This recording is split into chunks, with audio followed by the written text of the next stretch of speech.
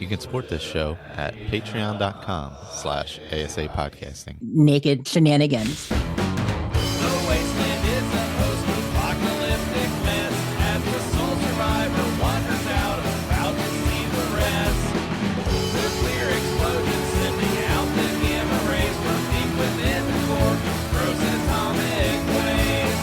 From deep within the core, gross atomic waste. Hello and welcome to the 437th edition of the Fallout feed. I am Andrew, joined by a flock of my favorite Fallout folks. Tonight we've got Jess. What's up, Jess? Hey, Andrew. Greeps, everybody. And also Ray. What's up, Ray? Hello, hello. Tonight on the show, we'll start off with our normal gameplay as per usual. And Jess just has a section called Fallout here. I'm interested to see what she comes up with for Fallout. What are we talking about Fallout tonight? Probably not much at all. Game time also blank. We'll see if we come up with something, guys. It might be a 20-minute show tonight. What do you say the likelihood of that is? I think we can squeeze at least 30. I mean, especially if I start bringing up candy or Scrapple or something. Oh, yeah. Candy and Scrapple. Oh, I love candied Scrapple. We've also got some iguana bits and some shouts on the way out the door. We got a good fair bit of iguana bits. We can stretch that for a good half hour at least. Come on. We can do it. Joining me tonight is Ray and Jess, guys. So let's go ahead and roll into our usual gameplay. Hey, Ray, did you get a chance to play any video games this week? I did. I'm starting to get back into the groove. So I've got, my Fallout 4 character going. I did find that, some quests go much, much faster when you run around with a missile launcher. So I did the old man Stockton quest. So I ran in and ran up and, launched a missile at the guys at the Baptist station, and then shot a missile into the church, and then they were gone.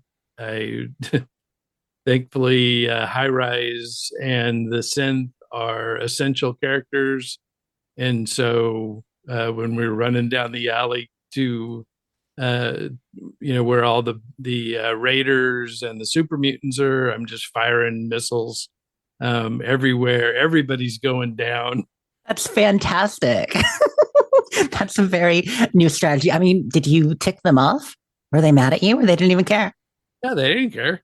They got to Ticonderoga Safe House and they're still alive. They just sat down and relaxed for a minute while things were blowing up everywhere around them. Very calm. So that was pretty fun. And then after that quest, you do the get the note from Augusta Safe House.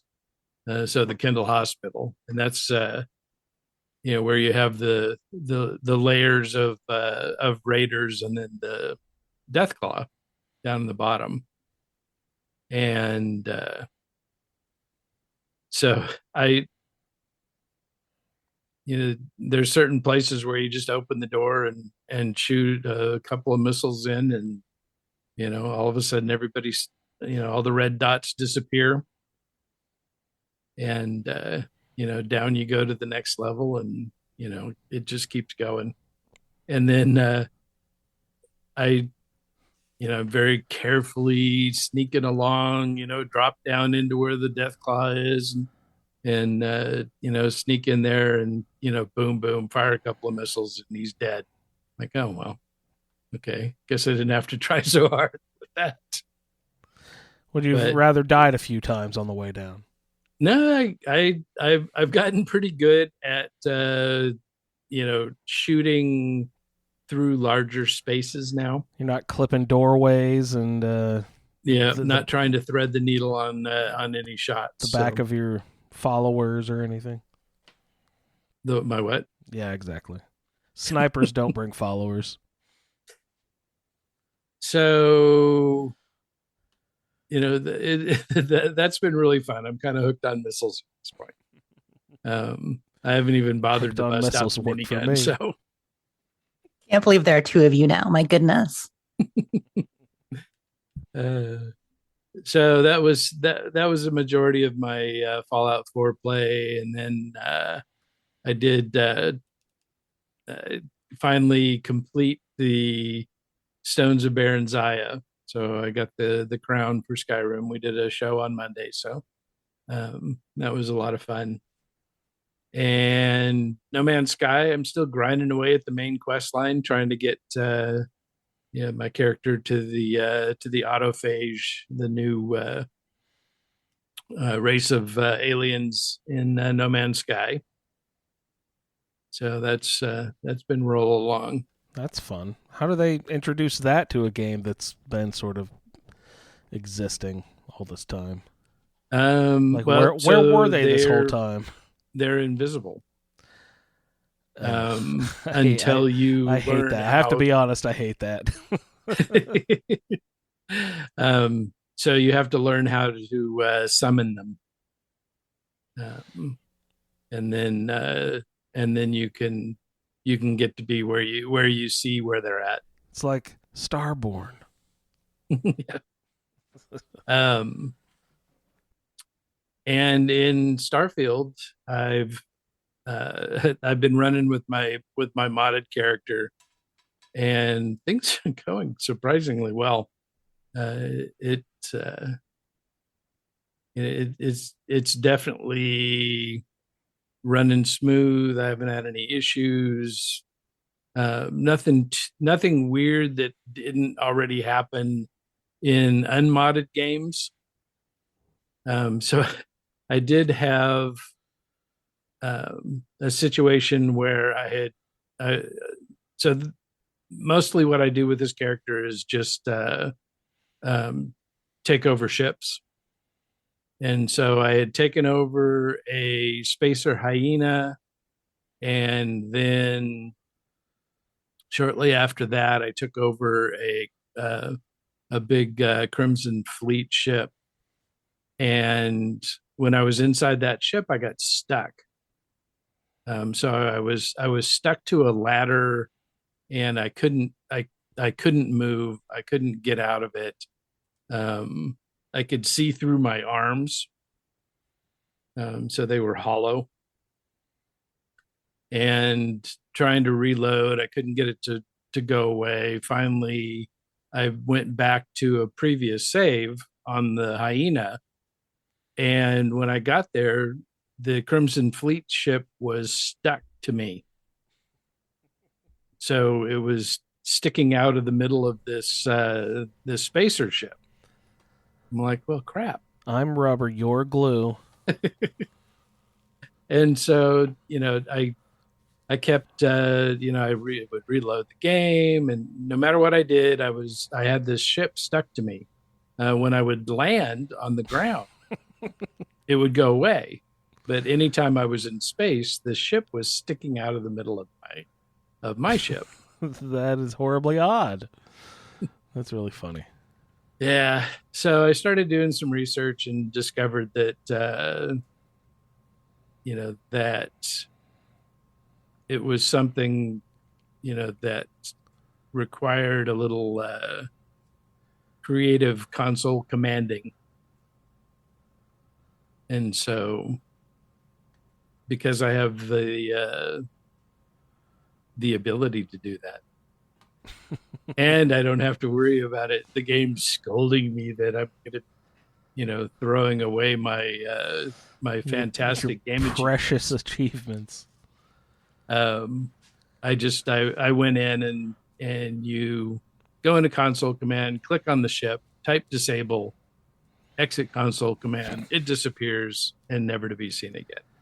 Type console command, get ship off my ship. Yep. Enter. So, and it hadn't come back. So the pet rock is a pretty common phenomena for some people. It's funny. Solior recently had the issue where his entire landscape of the landing area in New Atlantis disappeared. but I heard of one or two people who actually launched their ship and they saw the landscape come with them, like the landing pad and yeah. some of it following them. Yeah, I had that happen at the beginning of October. I posted a picture of that one. That's hilarious. I had a big chunk of Atlantis following around. And it takes a bunch of buildings and all kinds of stuff. Okay. I don't remember if we talked about that on the show or not, but yeah, I know we had talked about it happening. I was off the show. That's funny. Wow. Yeah, it was. That was very disturbing because, I mean, that's a hard thing to ignore. Just like the ship sticking out of the middle of my ship. I can ignore the little asteroid that follows you around easy enough. But when a whole city is in your face when you're trying to, take out a spacer, it's not that great. You telling me there's an asteroid follower I could be getting right now? I can't imagine you haven't had it unless you just haven't played. I haven't had one. You haven't? No, I've never picked up the pet rock. No, Oh my I think a lot of people haven't. I get them all the time, and it'll just go away, and then I'll be going along, and it'll be back. Maybe I just haven't noticed. I'm like, how do you visually see it? Like, I'm in so photo when mode you- enough. You'd think I'd notice, but When you do the animation where you're flying from one planet to the next in the same system, Mhm. that's when you see it. oh, okay. During that thing, no, I haven't that I've noticed yet. No, and I love that little animation because sometimes you're inside your ship. Sometimes it's from the front or above. I enjoy Yeah. that little animation. No, I never have. Even when I'm doing like the Serpentis run, like the couple weeks there where I was regularly going to Serpentis and jumping between systems for a good 20, 30 times to get some levels, fight some ships. I haven't had it yet, which is odd considering the number of other, ship issues I've had and different ships. Yeah, I'm sorry. Oh, Lee has never had a pet either. We are petless, just Well, like in Fallout I've- 76. I've had more than enough for all of you. So, and I even had I was on a planet and a pirate ship landed, so I ran over to check it out and see if it was worth the bullets to take over. And he had one.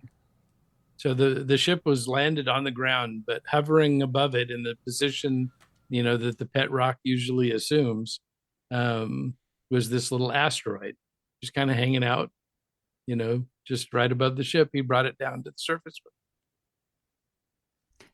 I assumed the pet rock was an asteroid. Is the pet rock really just a rock?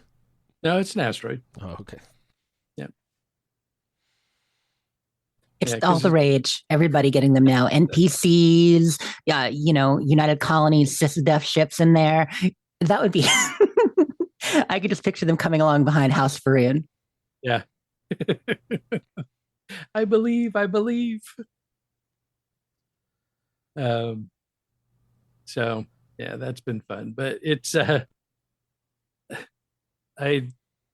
this character, I really kind of ended up taking a very ship focused. I've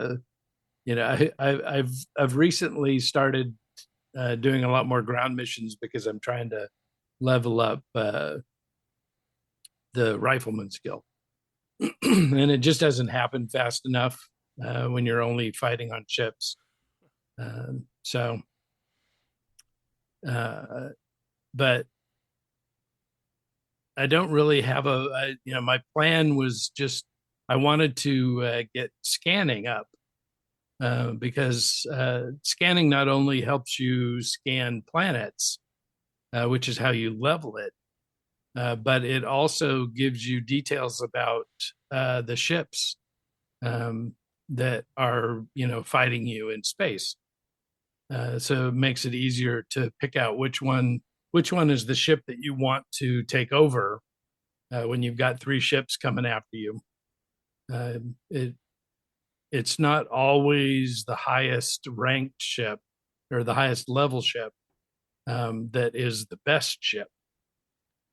And so with rank 3 of scanning, you can get all the details about everything about this ship.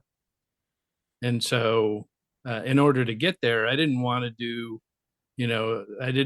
hand scanning because I'm not on the planets very much. I didn't want to do research because I'm not really doing any crafting, and geology certainly wasn't going to get it done. So I took the astrodynamics, which was going to be super easy because that's just grav jumping, which I have to do anyway because this character's also um, a worshiper of the serpent. So I have to grav jump pretty regularly, every 4 hours, I think, to keep that health and oxygen buff up. So I pretty quickly got the astrodynamics up to level 4, and it advertises that you get 50% more jump fuel, but I was jumping from the area around Serpentis all the way over to the other side of the map, so even beyond Sol, and it was a 51 light year jump, and I've only got 30 light years. Right, that's where we with my cap. grav drive. Yeah, Mhm. but I was able to make a 51 light year jump. Well, there must have been an interim stop. Yeah, well, always is, but it doesn't mean you can make the jump. Oh, see, yeah, a lot of times, like I can go from one end of the system to the other as long as you've got enough fuel. Now, if your fuel tanks are enough, it just assumes that it shows your fuel meter. Like I've got enough fuel on my ship where I've done probably a 70 or 80 light year jump, and it just shows like 1,000 fuel used, and I'm okay, without stopping midway. But the more we discover of the galaxy, the easier it is to do that without having to stop with the unexplored route issue. But that certainly makes getting around. Also makes it easier to sell off any contraband you come across. That it does. That it does. I found a contraband workaround, and I don't know if it was intentional. I haven't tried to recreate it for reasons we'll get into when we get to my gameplay. But I was able, by fast traveling directly to the Trident Star Yard. They didn't scan me, going to the Trident Star Yard directly, not the planet. And then from Trident Star Yard, when I was around it, looking at, because you can see Aquila from there. And by opening up the scanner, clicking view planet surface, land, I was able to land on Aquila from Trident Star Yard orbit without ever being scanned. So I haven't tried to recreate it. It might have just been a glitch, but it was a fun one. I'm like, oh, I wonder if this is a workaround. Yeah, I can't remember where I went. I went somewhere.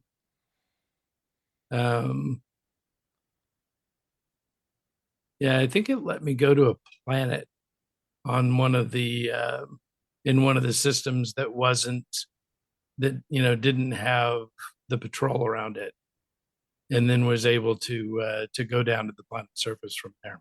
It's nice. And I mean, obviously, a lot of places won't buy and sell contraband anyway, which is why we go to certain locations. But if there is a trade authority there, they do not mind trafficking in illicit goods.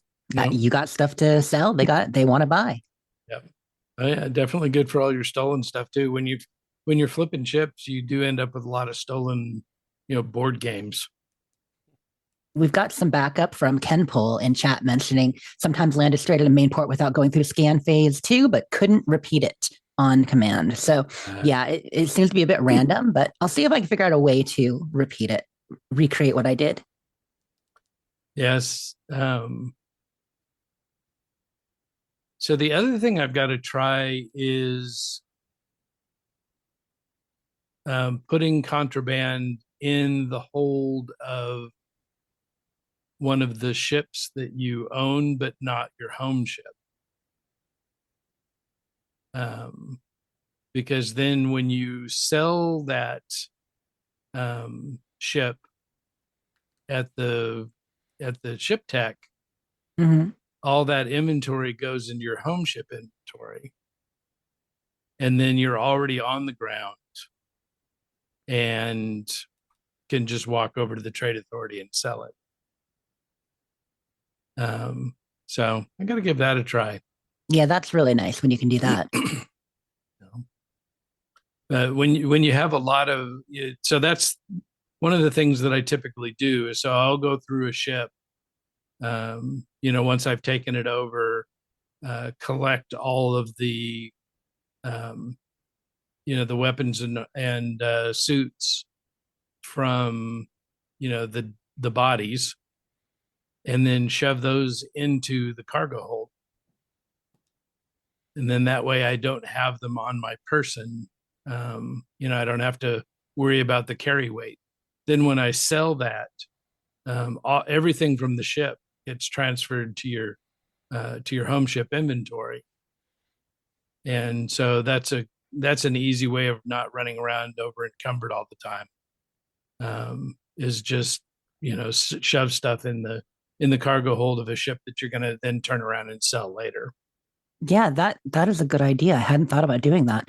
I have heard of people doing that when it's not their home ship or primary ship, of losing it when they swap over. But it should stay. If it's in the cargo hold, it's going to transfer over. Mm-hmm. I have not had any problem with that at all.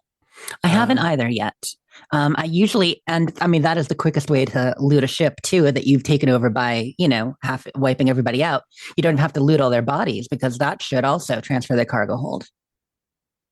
Yeah. And I have found that it's a little bit annoying if you try to take over a ship that was involved, either in a UC SysDef or a Freestar Collective battle, because when you finish that, they want to thank you and either give you ship parts or Yeah, they do. or money. Well, if you've taken over the ship and boarded it, taken out all the current occupants, all of a sudden you start getting their comm calls, their hails, and you're like, oh crap, because the first thing I need to do, once I've sat in the pilot seat, is I need to undock with my ship, right? So So that you can I do can the turn swap. around and do the swap.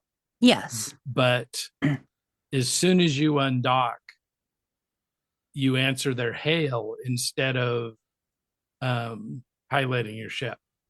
Now, sometimes your ship, it takes a while before it actually travels. So you do have, the best way to do it is as quick as possible. Yeah. But if you wait and your ship flies away, it usually goes back and forth for a good 15 seconds before it, grav warps out of there, doesn't it? Grav jumps. Well, my ship has the 3015 engines on it, so it's got the 180 speed. So it's hard to catch. It's hard to catch. And once it takes off, you're not going to run it down, because none of the other ships have that speed. Yeah, I have, I have caught my own a couple times when I haven't done it quick enough. But the bigger problem I run into is the fact that I've usually disabled the engines on whatever ship I'm taking over. So then I can't move quick enough to catch it before it jumps. But on the occasion where it heals up quick, and I have caught my ship after good 15 seconds before it jumps. Yeah, and I usually don't have any problem, because I've gotten the rhythm down. As soon as I undock, I move into position. I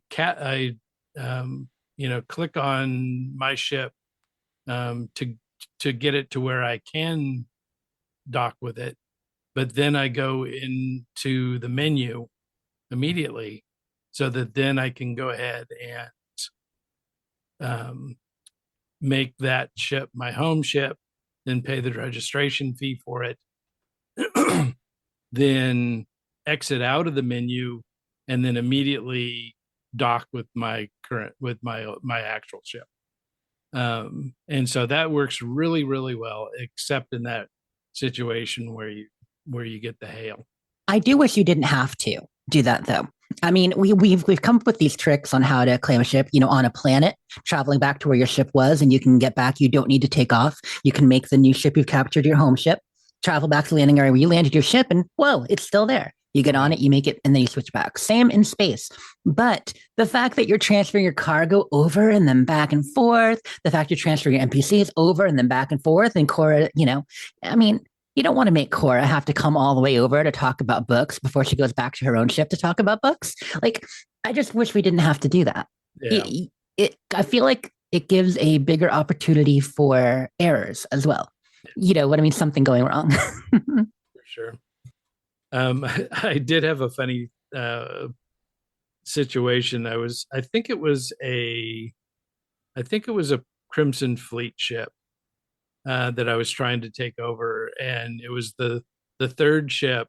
And so, I was a little beat up, and, so I've got this thing in lock, and I'm disabling its weapons, and, disable its engines. And at the same time, it was disabling my engines. And so we're both just stuck there, facing each other. Neither one of us could move an inch. And we were 599 meters away. That's pretty funny.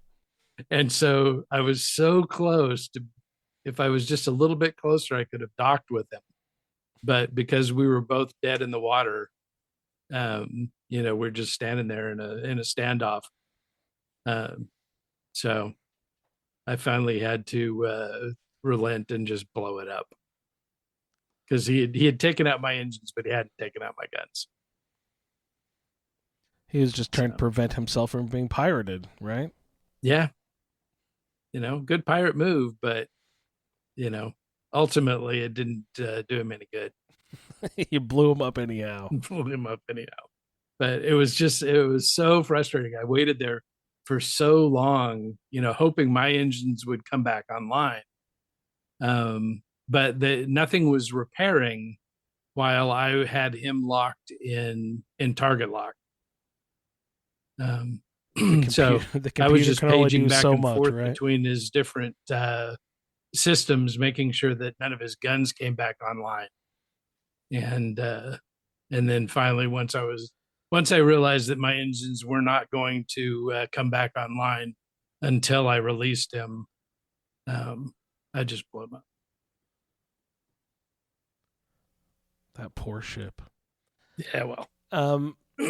So my question, Ray, with Starfield, you have been playing mods for what, couple weeks now, or much longer than that? I mean, to some extent or another, I've been playing it for the better part of a month, but very seriously, just the last couple of weeks. And you're what, 400 hours into the game? 5. Do you feel like you have pretty well experienced everything and exhausted all the vanilla stuff, where you're now ready to, you're ready for all sorts of cool new mods and all that to try out now? Like, you've tackled pretty much every aspect of the vanilla release that you wanted to see? No, there's still a lot of stuff that little tiny side quest things, people that you talk to, and, might do, one little quest with. There's a lot of those still floating around that I haven't done. There's a lot of the higher level quests that I haven't done because I just have never had a character, that high level. Yeah. You keep restarting too frequently, right? The mods that I'm running are mostly, so there's some visual, there's, I'll never play Starfield, never say never, but with the vanilla inventory again, ever. Because I know that there's something better out there. Yeah, you mentioned that last week, just how much the mods that you've got running have really made a difference. Yeah. And talking about Star UI for sure. Star UI. Yeah, really, I'm not really doing a lot of game changing mods at this point. Mm-hmm.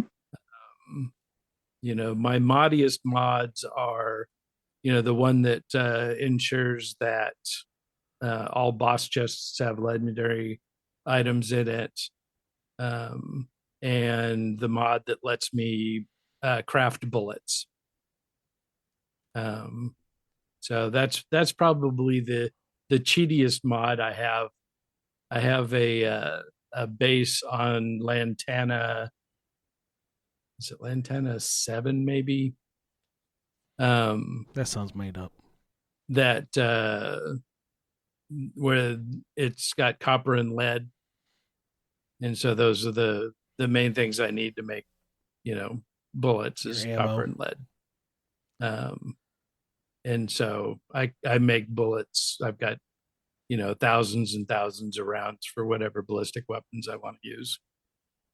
So, and don't have to spend, precious ships capturing time, jumping around to different vendors to buy bullets. Yeah, that seems to be your favorite activity. It is a lot of fun. All right, so how about our first DLC? Do we have a date for that yet? Is that on the horizon anytime in the future?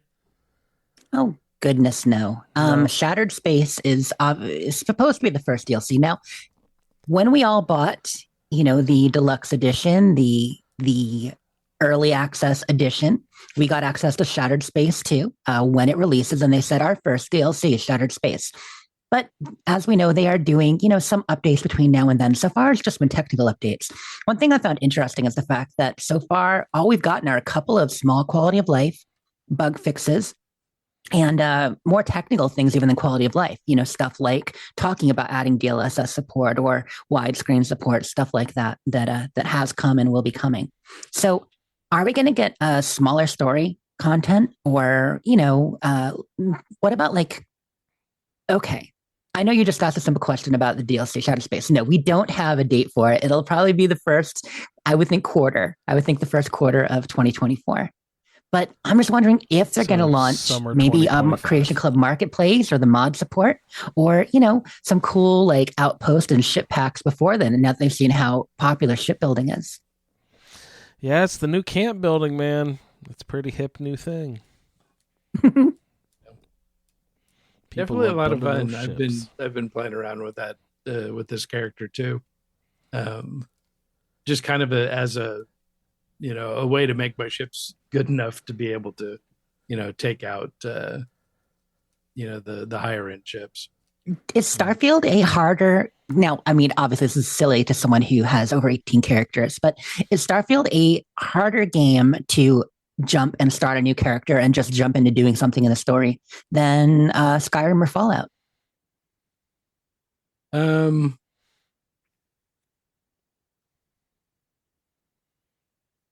I mean, to some extent, a little less than so Skyrim. You have to build up skills, Mm-hmm. in order to really focus on stuff. With Fallout 4, you can dump a lot of do a lot of min max with your skills, Right. to start off really good at one thing. And you can run anywhere, right? Like in both of those, after Helgen, you can go to Falkreath, you can go over to the Reach and head over towards Markarth. You can go into, what's the Riften area called again? I just forgot what it was called. You can go over there. The Rift. The Rift. How perfect for Riften. Yeah. I mean, or you can go up to Whiterun like you're kind of supposed to. There are so many options. And, in Fallout, yeah, we start in the corner, so there are less options. But I mean, y'all run and get your bobbleheads at level 2. So I was just thinking about that how many places can you actually take the frontier when you first load in, after you go through the mine and do that? There's a lot of places you can go because the systems on the far left of the star map are all reasonably low level. But it definitely, having leveled systems, you know, it greatly impacts, Right. where you can, where it doesn't limit you to where you can go. It limits you to where you can How survive long viable it enough might be. to Mhm. do anything meaningful there. Right. And in a lot of the earlier Bethesda games, there were areas that would maybe out level you. But in, the last several games, it's been more the level of a region is kind of set when you first get there. So you get to the reach early, you're not going to hit really high level reachmen. I mean, there might be some, but there aren't as many. And then those levels, those regions stay locked for a while, whereas the dungeons will scale with you more. Whereas in Starfield, no, the systems have levels. So that's different. But the area, like you said, to the left of the map, I know there's no east, west, north in the galaxy map, even though I still think in those terms. But I have heard people talking about Starfield and in interviews talking about Starfield, some of the devs kind of referring to the area, the settled systems.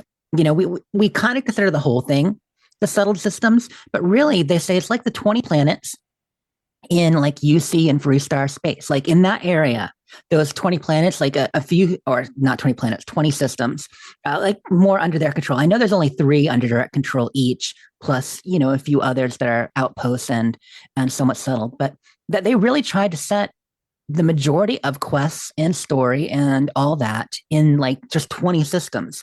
So the people who didn't want to go to the high level stuff didn't have to. And that's how people would like the game to be a little bit denser in some cases, depending how they play. But I think they tried to give us that. It just still is a spread out, especially with the 3D nature of the star map. That's ironic. Them wanting a space game to be dense. That's super ironic. Yeah. And that was really, one of the charms of 76, was knowing that, certain areas that, that you wanted to go to were going to be, populated by much more difficult enemies. Yeah, at first, for sure. At the beginning.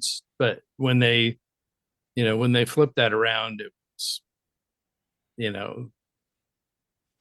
that was one of the first things that kind of bummed me out about changes that they made. Mm-hmm. Was when they took that part of it away. Yeah, I like that too. I like being able to go somewhere that is challenging and above your level.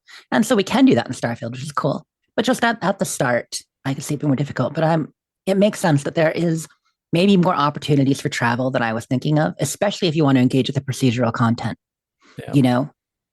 Yeah, there's a lot of systems that I haven't been to in the game because, I don't have a character at this point. I think I might have one character that's level 40. So that's why I've been trying to focus on this, this one character that I'm running right now, and try to get up to that. Because the other thing is that it opens up a lot of shipbuilding opportunities too, because you need to get to level 60 to be able to get to the best ship parts. Mm-hmm. So that's very high. That's the goal. And yeah, it is. Yeah, it is. I do not like the level locking of so many skills and ship parts. It definitely makes it hard. And, the other thing is that, fortunately there are plenty of ways to level up without having to do the story. Because this character has done the first constellation quest, the one where you run to the star yard with Sarah. They've done the first Vanguard quest solely to get access to Vanguard obliterators. I mean, really, yeah. The Vanguard equipment is great. I got to join the Vanguard to get it. Yeah. And That's it. No other faction story I can at see all. I can see that being a great way to play. I mean, especially as we get the more DLC, like Andrew's talking about, and as we get actual content mods or creation stuff. I mean, there is so much in the game. I still stand by the fact that I think there's more in this base game than any of the previous base games. Really, it's just a little spread out to find. But for a lower level character to be able to do whatever they want, people in chat are talking about alternate start right now and how great that would be. And I just alternate start for this, how would it work? Do you think it could end up in a high level system or city? I wonder if that would break some quests. I would think it would have to be you'd have to start in one of the 4 main cities, right? Like your background. Yeah. Maybe 7 or 8 of them. Maybe, I mean, Hopetown and Gagarin too. A few others. You wake up and you're a synth, but you don't know it yet. Yeah, I don't know. It'll be interesting because yeah, I mean, it would definitely be nice to be able to skip that the openings segment. Right. It would be nice to never have to join Constellation. I mean, that would be, it's funny because the game is so Constellation focused and based that you would think that would break the game in some ways. The quests are really interconnected and advancing the main story does so much that you would have to do some work to detach a character from it, but it would be worth it for sure. But one of my favorite things to do in No Man's Sky is to skip the openings where they give you a spaceship. And so you're stuck on a planet until you can, run around and find a ship that you can either buy or, a crash ship that you can fix up and fly off on. And you could do that in Starfield if you were stuck on a planet that you couldn't get off of until you went and captured a ship. Yeah. Oh, wow. That's a great idea. Okay. I like that. We need to tell somebody this. This is great. And you can still go to the different, facilities on the planet, and, build up your fighting skills, to help you level up as you, progress along. There'd be so many ways. I would absolutely hands down play that for sure. Yeah. Great way to start every game. Even. Yeah. I like that. Yeah. And especially since now I've already done the Starborn. So I don't need to do that again ever. And I mean, and that is why so many things are level locked. That's where we just started down this tangent, was ship parts being level locked at 60 for the best. And, so many other things. And that they do expect you when you're going to start a new game to sometimes do it via New Game Plus. Or maybe solely do it via New Game Plus, which, I mean, whoa, that's not going to happen. But it does seem like that was part of the intention, that they really figure if you're going to start a new game, this is how you're going to do it. Yeah. And I think Lee nailed it on the head when he said, I just want to not ever have to have any companions ever. Yeah, exactly. Start on an isolated planet, just you, no atmosphere, no companions. Perfect. Yeah. Somebody was talking about how, how many times they've, shot, their companions with an arrow or something in Skyrim, or, shot them in the head in Fallout.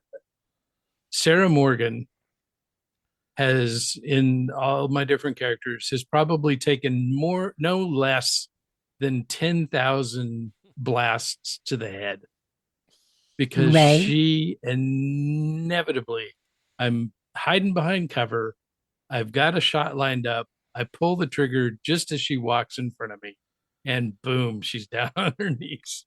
Sarah Morgan dislikes that. Good. then she should stay the hell out of my way.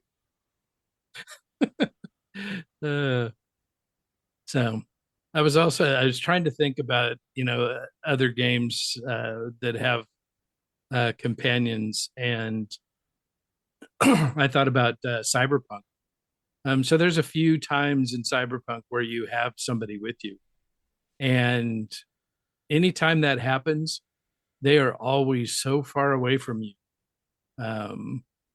that you never have to shoot them in the head. But yeah, Sarah is definitely, because she's the one companion that I have to have all the time. Vasco, I've done that opening, pirate camp so many times now, that, anytime I'm about to enter a room, with pirates in it, I don't want Vasco going in and stealing my XP. And so, I run the opposite direction, and he follows you down, and you have to be sure you don't go too far, because otherwise he'll teleport to wherever you're at. So you run down the hall, get him to follow you, and then you run the other direction, and you burst into the room with the pirate, shoot them all dead before he can get back in there and kill them. But Sarah, no, lots of bullets to the head. But yeah, I would certainly love the ability to start stuck on a planet with no ship. That seems like a perfect mod, Ray. Go write it. Yeah, that's definitely one that would take the creation kit to do.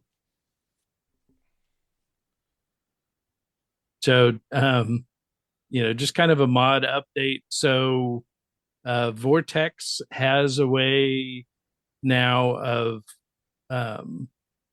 loading mods into your My Games folder. The problem is that it doesn't work if you use Microsoft OneDrive.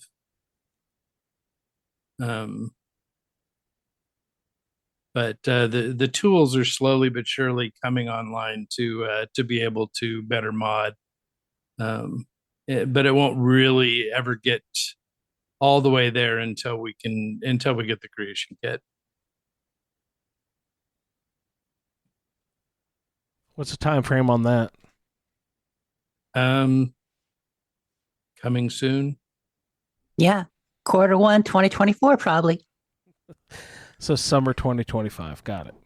When Starfield was scheduled to release, according to some people, Q1 2024. Well, that sounds about right. You guys are still in the pre-release period, right? The game really doesn't come out until January. No. Anything else you're getting into there, Ray? I can't imagine. I want to hear stories about frogs. So much for that 30-minute show. Yeah, 30-minute shows. Well surpassed. Well, how about you, Jess? Did you get a chance to play any video games this week? That was a sad Hulk music? It has What been is this? 11 days, diary. 11 days since I was able to play Starfield. Do I even remember how the game plays? Do I even remember the hull of my ship, the way she gleamed in the sun? No.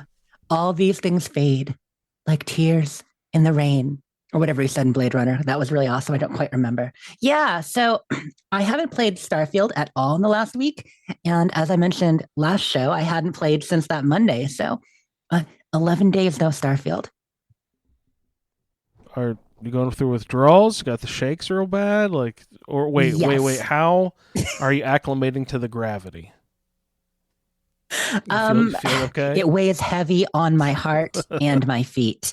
Indeed, I can barely get up from my chair. Although, actually, I wish I could not get up from my chair and just sit there and play Starfield. But no. So no Starfield to report. I've been way too busy, but I have played some Fallout 76. Yay! Spooky Scorched. Yeah, exactly. So, after last show on Saturday, I got in there and continued doing the Halloween events. I did get, I did the challenges, the ones that were needed to get the awards. I got some sports, sure. I didn't unlock all the treat bags because, well, almost nobody has. There are a lot of plans, and the drop rate on some of them is pretty rare, especially for like Dr. Bones and some of the others that are the most popular. Didn't Alex and Eric already get everything? Pardon? So didn't Alex and Eric both already get everything? I don't know if they did or not. I think they still were a few short. I could be wrong though.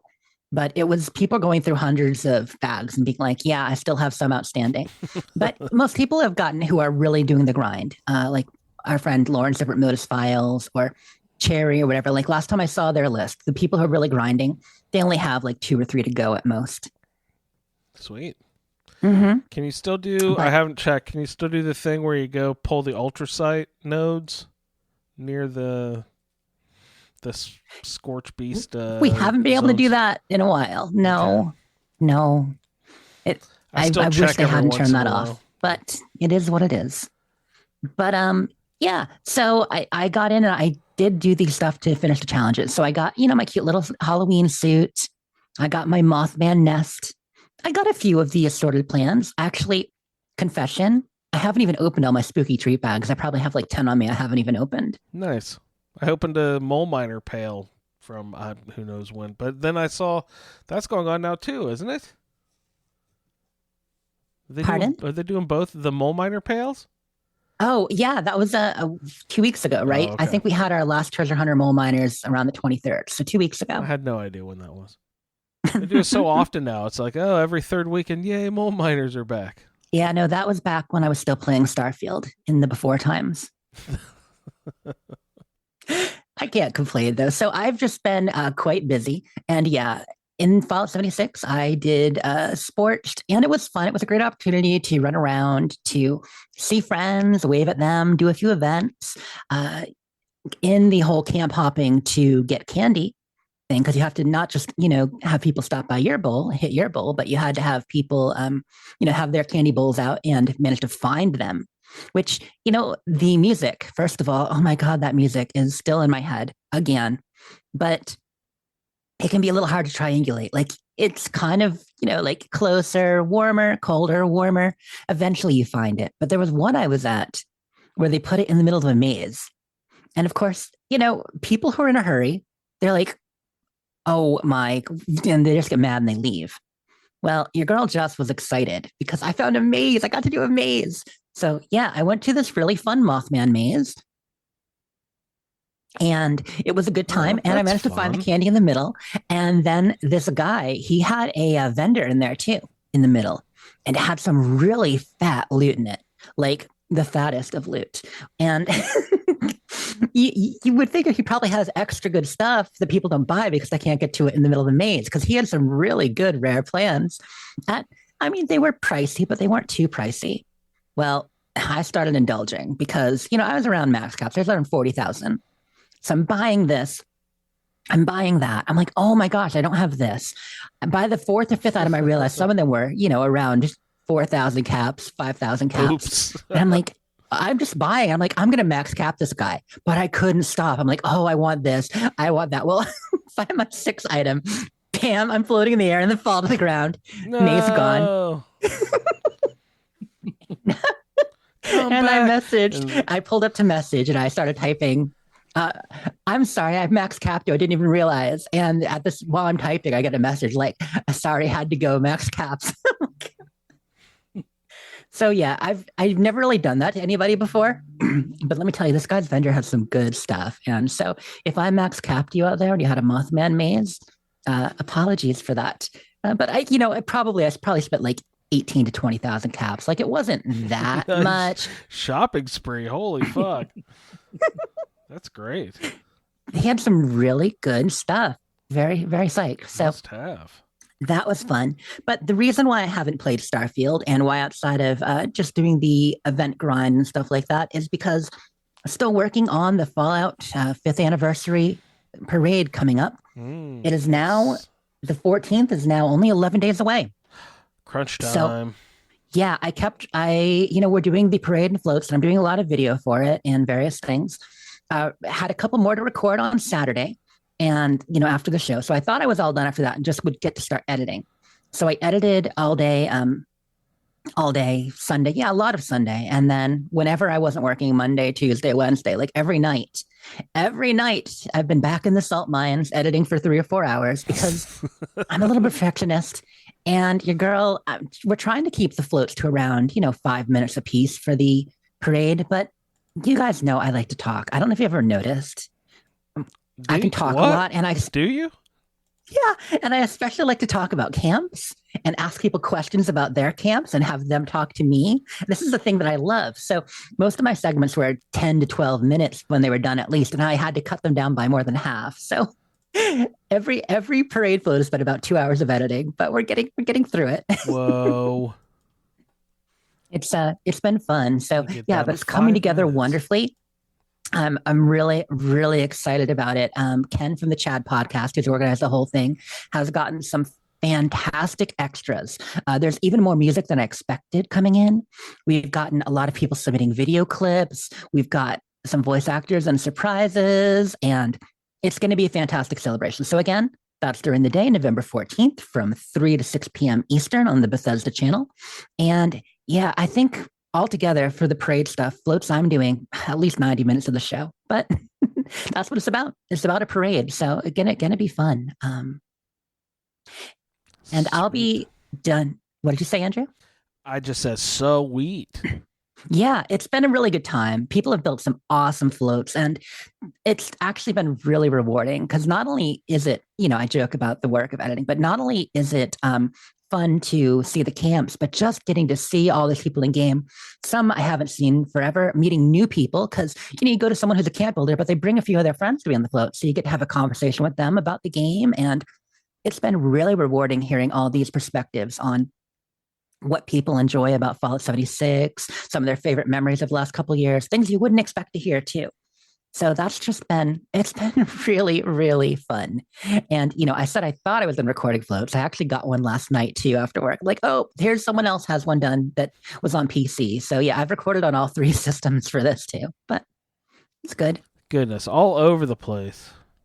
It's fun though. It's so that's been kind of my gameplay. All my gameplay time has been working on that, aside from doing some fun 76 stuff for the Halloween events. Gotta step away sometimes. Mm-hmm. Mm-hmm. That's gonna be awesome. Can't wait. Yeah, excited for it. But that's pretty much it for my gameplay, and I'll get back to my beloved Starfield and, of course, my beloved Fallout again soon. Beautiful. As for my gameplay, let's see, what did I get into?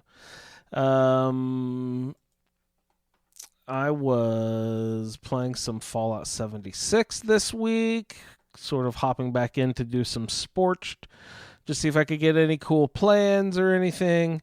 I got some sort of bear gas mask. Is this a new item?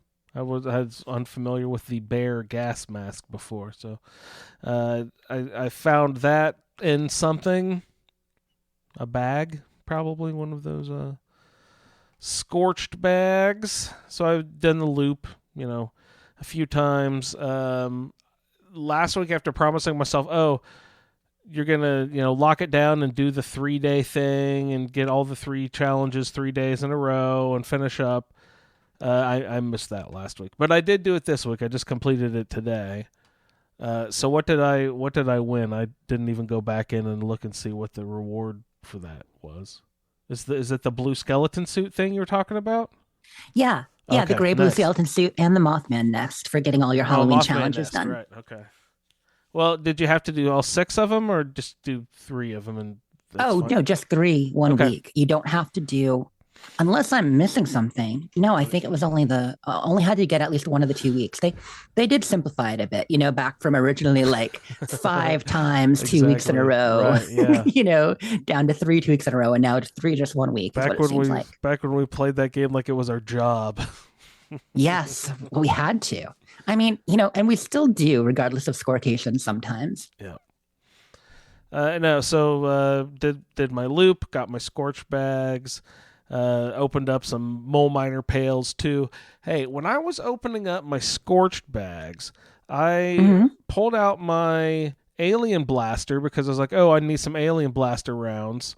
So I'll pull out the alien blaster, and then when you're opening up your 18 bags or whatever, the ammo rewarded is supposed to match the weapon that you have equipped and pulled out. At least it did previously. It didn't this time. I was getting all sorts of crazy shitty ammo that I was not the ammo blaster. I wonder if that's not there for the treat bags. It should still with your mole miner pails and stuff. I don't think that has changed.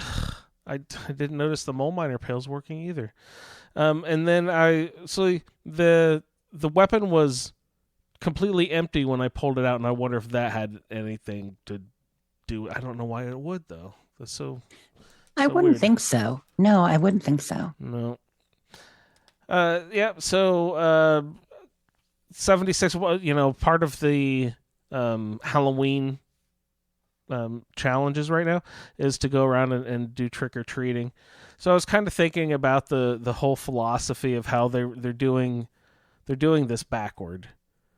Like I appreciate the sentiment of people who, when they have to leave town or they're not going to be around that night during trick or treating hours, putting out the bowl of candy. That's considerate. But my big favorite thing about trick or treating is like when people come to the door and they're like, "Oh, what are you dressed up this year?" So I was thinking they should make it so you have to hand out candy to people who come to your camp, not that you have a bowl that you build that you just leave. And that was the idea the first year, but there's a very good reason why they didn't do that. The one is based on your initiative, and the other one is based on other people's initiative coming to you. It can be hard enough to get someone to come by your camp to trick or treat, let alone you going out there and trick or treating, which you're doing on your own, finding camps with candy. If a person only had to find one piece of candy, but you had to have 5 people come by to get your candy, it would be an imbalance and it would never work. I know, but I feel like it's perpetuating a culture that I don't like about the, trick or treating is just going up to somebody's bowl on their porch. You know what I mean? No, I'm with you. I've really enjoyed hanging out and watching people because, I AFK'd for a bit and I've actually hung out at my camp while people were coming by, and it's fun seeing the costumes because people are wearing costumes, Got my robot cardboard costume on now.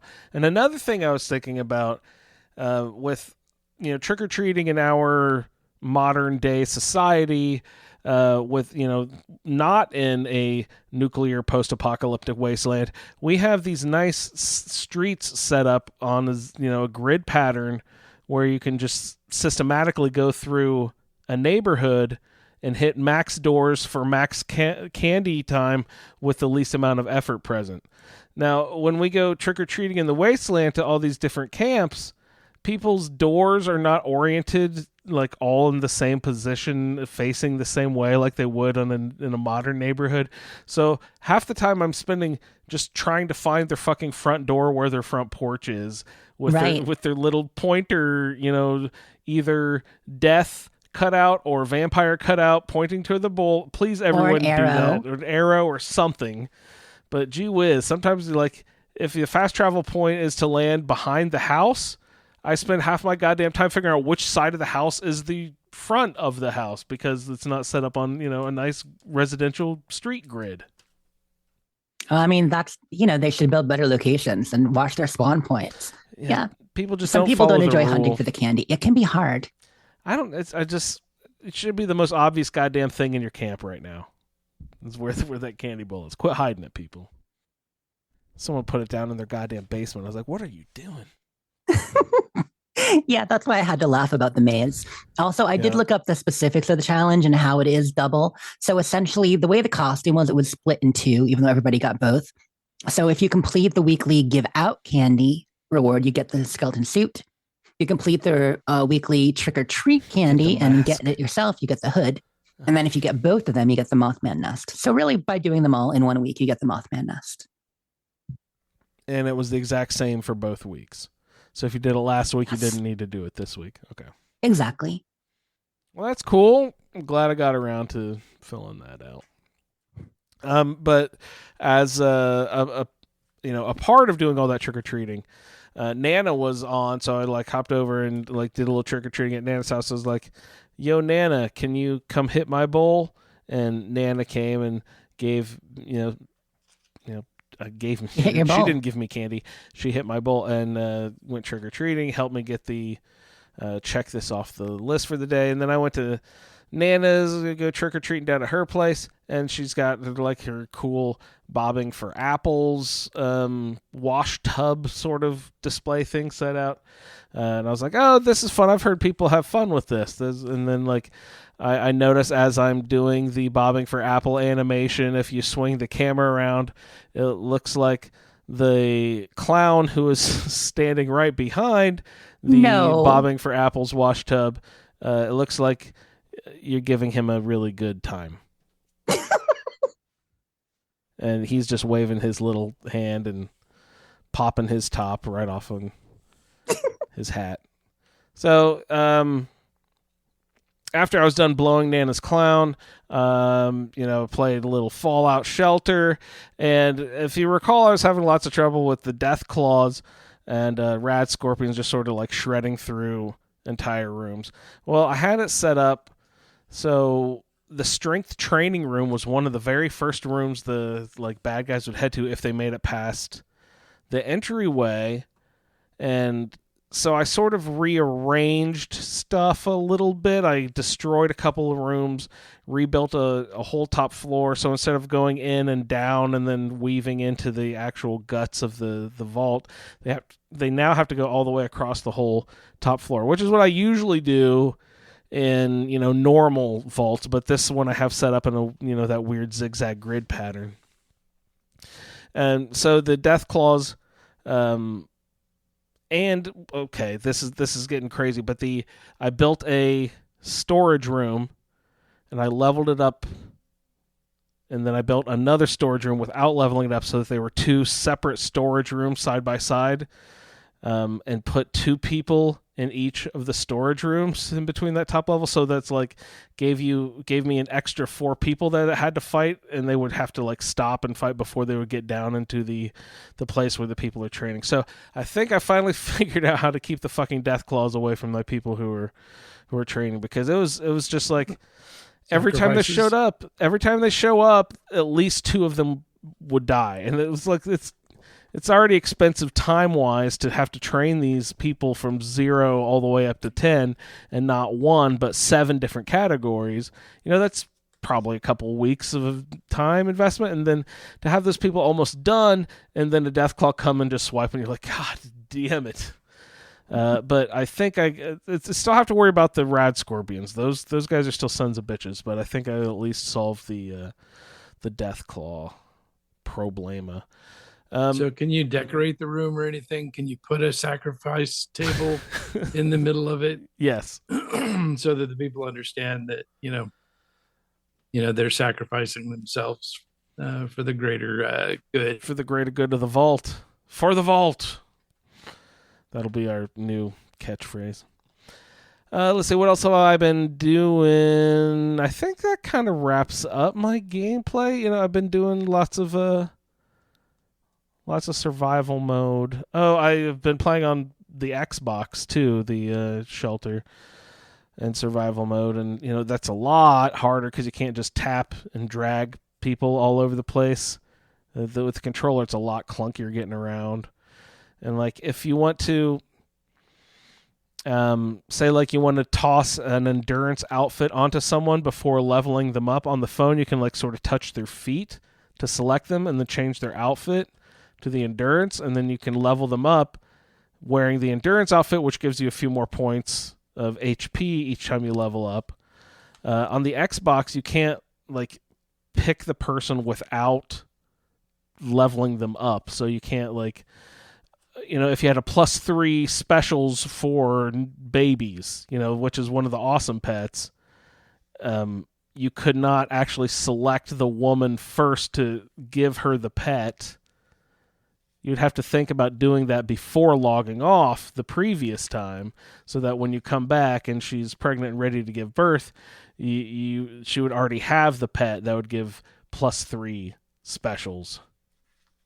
If that makes sense. On Xbox, you can't select the person, then change something, it automatically either makes you give birth or levels you up before you can access their inventory, which I find frustrating. And just the during the emergencies, dragging people away is so much easier with your fingertips than trying to like navigate over to a room and then like toggle through all 6 people. That's one of the annoying things is like if you want to access the last person in the room, it starts at person 1 and you have to hit the button 6 times to get it over to the you can't. Yeah, it's just like much easier with your finger to tap the guys and move them around. What you're saying is just like every other game, Xbox makes it harder. Yeah, absolutely. What?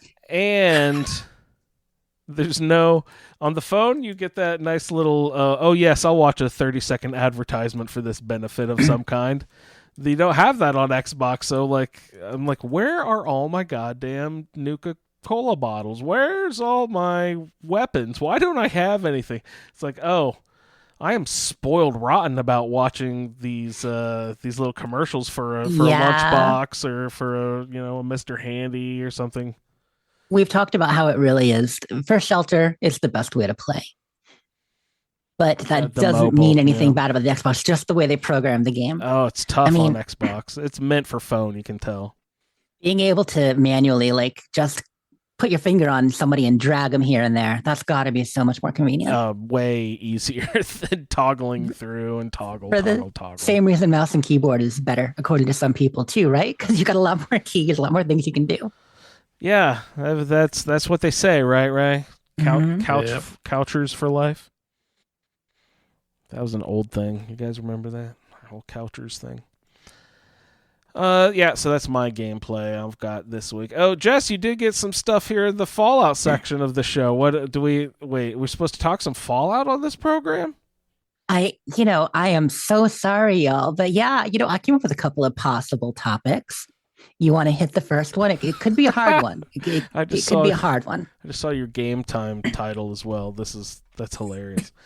All right, let's see. Fave Quests New Vegas. So, yeah, we're going back so we did this for Fallout 3 and Fallout 4. It was, what's your favorite quest, but maybe not the one you're expecting.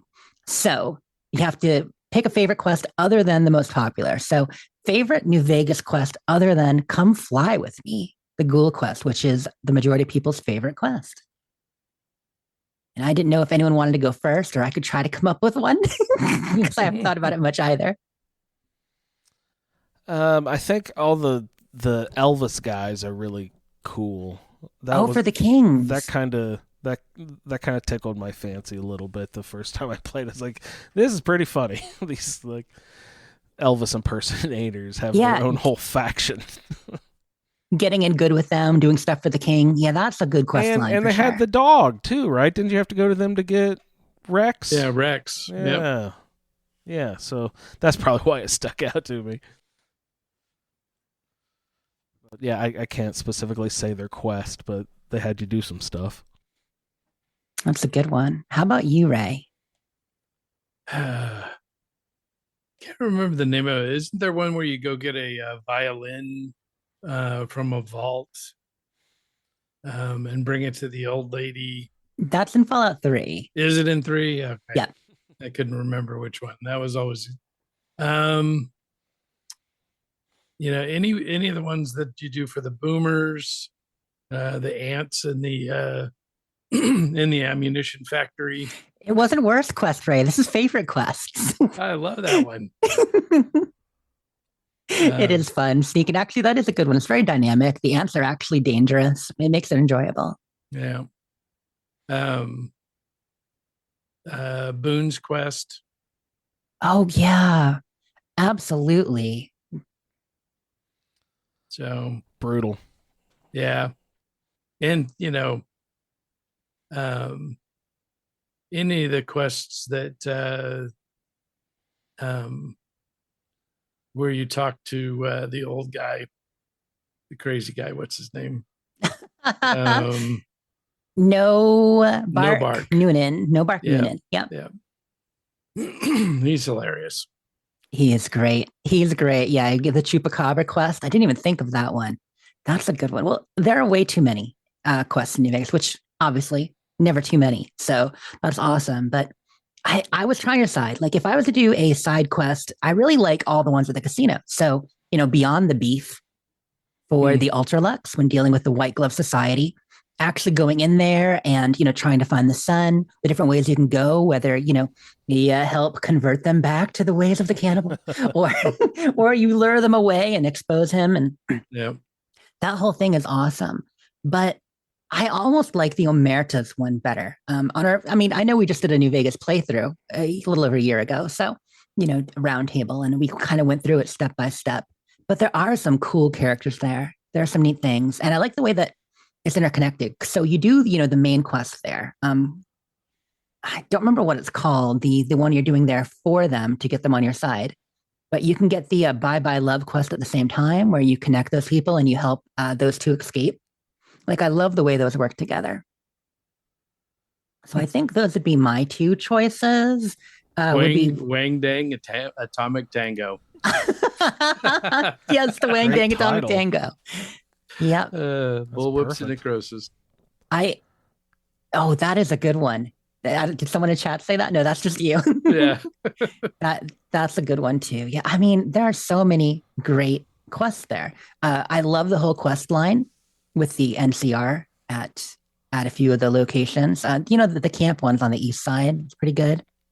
I'm trying to think what else. There was one other that I wanted to say. Well, we could shout out all the quests, of course. But Yeah. Bringing the plane up is pretty cool. yeah, Yep. for the end of the boomers, agreed. That's pretty fun. That's different than other things we've done in the game before. Yeah. Oh, you know what? For Old Lang Syne, the one where you actually, if you go the arcade route and you reunite the Enclave remnants, I thought that was a cool story too. Actually, getting that and getting that's an animations. easy one to miss. Yeah, I think I've only done it once, maybe twice. So yeah, that's kind of why I'm thinking of it. It's a rare one, but that makes it cool. And is it called the Artemis or something? The God Ray.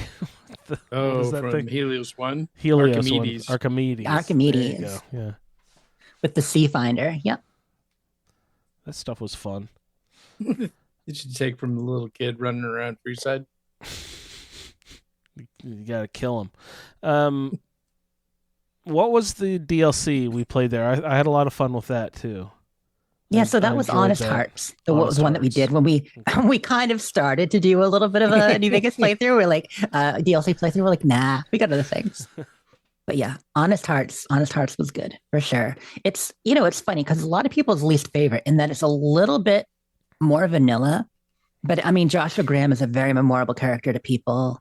And I think the map is kind of neat. I enjoyed the way it's elevated up and down there, I was just about to say I thought it was constructed really in an interesting way, whereas there was sort of like a level A, level B, but you had to weave up and down and back and forth and through different, it was kind of Yeah. annoying to figure out at first, but I actually kind of liked the way it was constructed.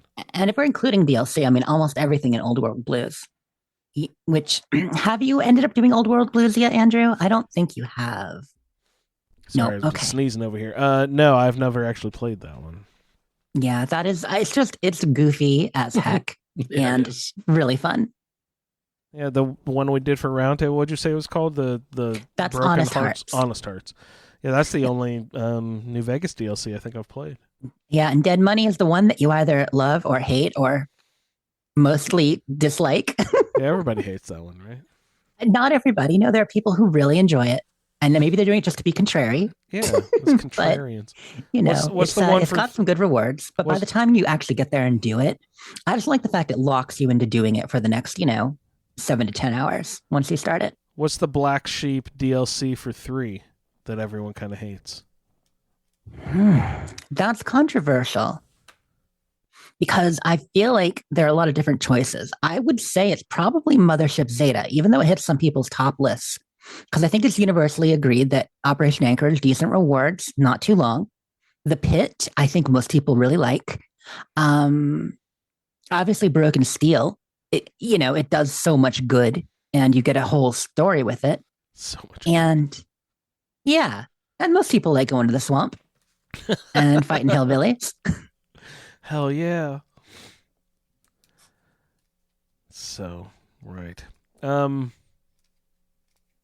to think of any others in New Vegas that stick out. The drive-in theater is awesome. Yeah, oh, for locations. I mean, Yeah. yeah, there's so many questions. I just figured I would ask about some favorite, that really stick in your head. Oh, Red Lucy. How did I not mention the Thorn? And that's another thing that is very missable if you're not a completionist and look at everything. I mean, no one really talks about it. You don't run into it unless you click on that darn manhole. Yep.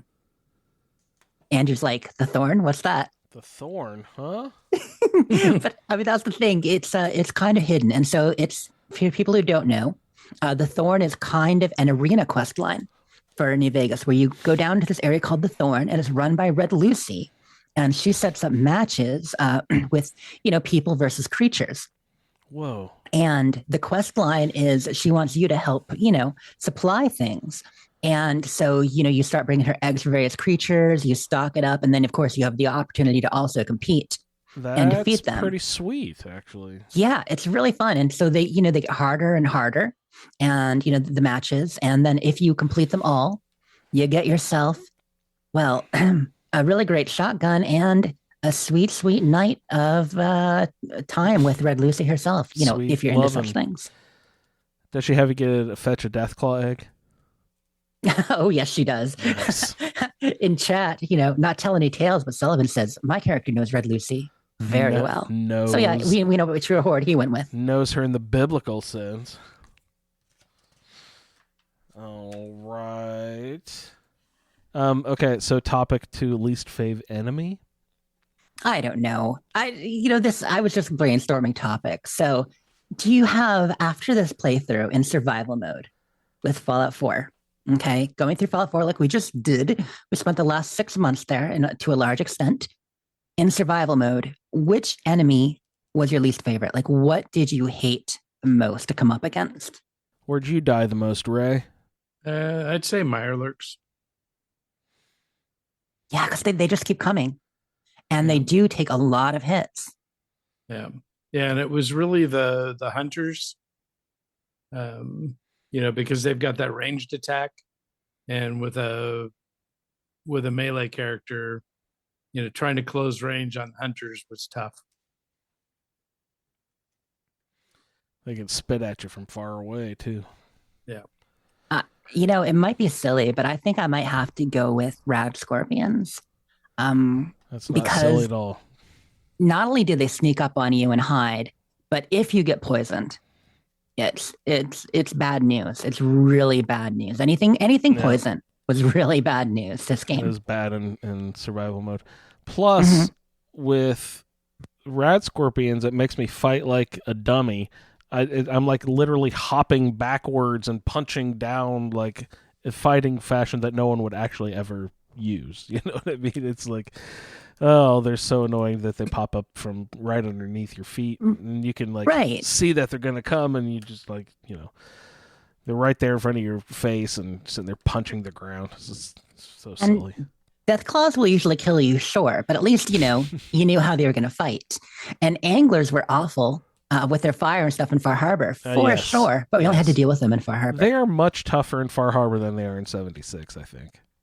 I think everything is tougher in Far Harbor than 76. They grow them tough up there in Far Harbor. Yeah. Mm-hmm. Who Green Dragon mentioning Mirelurk Kings repeatedly killed him. Yeah. I was going to mention I think I died quite a few times in the robot final battle of the Automatron DLC. That last chamber with just the endless waves of robots took me quite a few saves and save scumming, and robots were really hard, especially when we launched them early, which we almost all did. Yep. Oh, speaking of the robot, fortunately for that one, I had a good ranged weapon, and after dying multiple times, found a good spot to hunker down and be able to control their spawn rate. So you can control their spawn rate.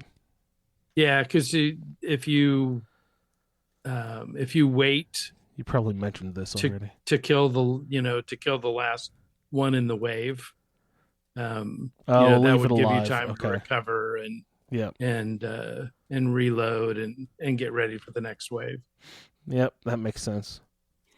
A lot of people chiming in and agreeing on Nuka Lurks, Mirelurk Kings, that whole lurk, the whole lurk genre, very deadly in survival mode. Oh, the fucking painted ghouls in the castle zone of Oh, Nuka frig. World. Yeah. Oh, my Jesus goodness Christ. gracious. They were. I forgot about Danger that zone. trauma. I blocked that trauma out. Jeez. Yeah, because like They 1 were and 3 were terrible. legendary, and you'd get 1, and the other 2 would be on you before you knew it. Well, and my explosive weapon, it's nothing as big and open and wide there. It's all like turn around the corner and bam, there's a ghoul there. It's just like my Although, explosions. I blow my Credit own where legs credit off. is due, Andrew. It wasn't the painted ghouls that were the worst. It's the radiation. Maybe radiation Yeah. is the biggest enemy. Right. The radiation was terrible there too. And like you never want to take rad away because of the negative effects of it. So you'd rather use so bad. Yeah, that place was tough. But much tougher than I remember the Galactic Zone being the really tough one back in the day. But I guess I totally forgot about the horrible radiation and the trauma that are all those painted ghouls, or I was probably also playing on easy mode and not And survival the Nuka mode. Yeah, Nuka Lurks, right. Yeah. Yeah. Yeah. Yeah, it was Definitely the opposite for me. So I used Mysterious Serum to deal with the radiation. Yeah, cheating And as always. the ghouls, since they don't have a ranged attack. I took Snipe. them apart with the Ripper, but the robots, because there was no clear line of sight on robots. They're always behind stuff and around corners. Mhm. They kept spitting that blue quantum on you too. Yeah. I couldn't hit them with the ranged weapon, but they were also, they were hitting me before I could get to them with my melee. So they tore me up.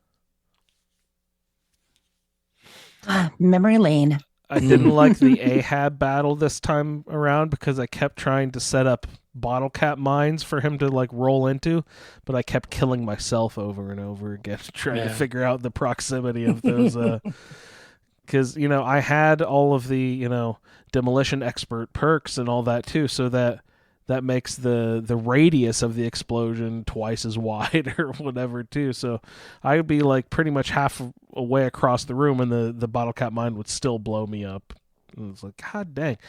And plus just setting it on the floor a lot of the time would trigger it. Like you can't just if it's toss close it enough down. to him. Yeah. You have to give him a good 10-foot radius or else it'll trigger it immediately and kill you every time. So that I remember spending a good hour playing with Ahab one afternoon in the bottle cap mines trying to figure out the whole explosion proximity and stuff. Yeah. And for me, he was dead before he activated. Oh, really? Yeah. Because I just walked up to him and hit him with the Ripper. The Ripper ripped right through his processor. And, he was gone. Nothing could survive impact with that Ripper. I could walk up to a Deathclaw and they would just be splat. So Beautiful. They really do Writer at Bethesda really does like the Ahab white whale kind of allegory thing, don't they? I think it comes up in multiple games. Because you've got Captain Ahab there, and I feel like there are other references, but in Starfield, not to go back to Starfield, but you do come across it when you're doing the UC Vanguard quest. There are some references. Oh, yeah. Do we have Queequeg and Starbuck and right? Those are both from Dick, right? I don't remember. Confession, I've never read all of Moby Dick. I took an English elective class my senior year of high school that was compare and contrast Moby Dick and Zen and the Art of Motorcycle Maintenance. I have read Zen and the Art. Robert Pirsig. That's a classic. But we read them both in that trimester and did a comparison and contrast about two books that were you would think would be totally completely have nothing to do with each other, but are actually very similar when you get down to the nuts and bolts of the storytelling. That's really neat. Now I kind of want to take that elective, except for the whole going back to school part. We can skip fuck that. school. Let's just read books instead. All right. Well, Least favorite thank you enemies? What's yours, Jess? Did you say? Yeah. I said rad scorpions or anything Okay, that poisons you, Yep. Poison was really bad which for that would include, stingwings really too. No, I was about to say there was a Stingwing episode too for a couple hours one night. God, they were annoying. Yeah. Well, the dumbest thing too, okay, because I'm adding mods. So I love adding the Mojave mantises. I'm adding mantises to it. So they spawn where stingwings spawn, but they're Oh, even boy. tougher. So you're getting stingwings and mantises. And then I also had the Deathwings mod installed. So you get to a certain level, occasionally a Deathwing pops up. And No, thank you. yeah, They're already hard enough, especially in survival mode. there was a Reddit thread where someone said a couple days ago, "Can you imagine Death Claws with wings?" And I'm like, "You don't just No. imagine it. That mod exists." The worst. Love it. Yeah, who came up with that nonsense? I think that mod was made by a guy named Hopper. Actually, I think it was Hopper13 who did it. Goodness sakes, that's just asking for trouble. All right. So Jess, you've also got something here for game time this week. What time is it? Let's see. It's What time is it? It's game time. Huh. You've got scream at your food. scream at your food. So Will would be very disappointed in this game because it's not really very complex. I was trying to, so I had this idea. I'm like, what if I get a scream list of all the restaurants in Fallout 4? No way. But of course, trying to put that together just before the show starts was not enough time. I'd play that list. Yeah, that's a fun one, right? Because if you're just looking at signs and stuff like that, I mean, there are a lot of them. But I am there's just a curious. billion of them, right. Drumlin Diners. Can you guys name all 5 locations of Drumlin Diners in Fallout 4 and 76? Nope. The one by Starlight Drive-In, just south of the road there. Perfect one. Yeah, that's the Trudy one. Absolutely. Can you think of any other Drumlin Diners? Ray, what There's you one got? across the river from County Crossing. Yes, the one by East Boston. Yep. Yeah, by the police station. Good one. The one between Vault 81 and Diamond City. Oh, that completely abandoned one. Now, is that a Drumlin? That is a Drumlin Diner, not a Red Rocket Diner. That's a good one. That's not named as a Drumlin Diner on this map I pulled up, but it is absolutely a Drumlin Diner. Just like there's one outside the castle that wasn't on this list either. Because, outside the castle, when you're grouping, before you go in and charge, you meeting Right. the Preston, Yeah. isn't that inside a Drumlin Diner? An old one? I think so. Or maybe it might be an old Red Rocket that was converted into a diner, but I think it was a Drumlin. There's I think it might just be a diner, but there's a diner at Egret Marina down on the dock. Yes. Yep, there is. And the one more, I'm going to see if you guys can guess this. Well, actually, technically 2 more, I think. I feel like there's one sort of like on the way to Walden, but I don't remember. I think like that's the same one you were thinking of before, near Starlight Drive-In, because that's near Walden, too. Is it? Okay. Mm-hmm. So there is one, and the other reason I was thinking about this, because I just recently, as in 4 months ago, 3-4 months ago, pictures of all the Drumlin diners, and Gibson Point Pier. So it's the big pier bridge north of Boston coming across, and there's a diner like right in the middle of this pier. So that is one, and then there is one just south of Salem. I don't remember where. The map just says south of Salem. Oh, there we go. Okay, but Oh, there's yeah, that one is. There was a super mutant hiding in that one. Crap. yeah, there's Sullivan has one. I was wondering if you guys would catch. Where's that one? What's he got? Oh, well, I'll just tell you then. The Hubologist base, he just said in Nuka World. But yeah, the Hubologist base is Right. inside a Drumlin Diner. I didn't go there. Yep. I actually deleted that accidentally from my list. So when he put it, I'm like, oh yeah, that was the one. Like, whatever. And now in 76, there are a couple of diners, but I think there's only one that's labeled as a Drumlin Diner. Do you know where that is? Hide and seek. It's a hard one. Diner.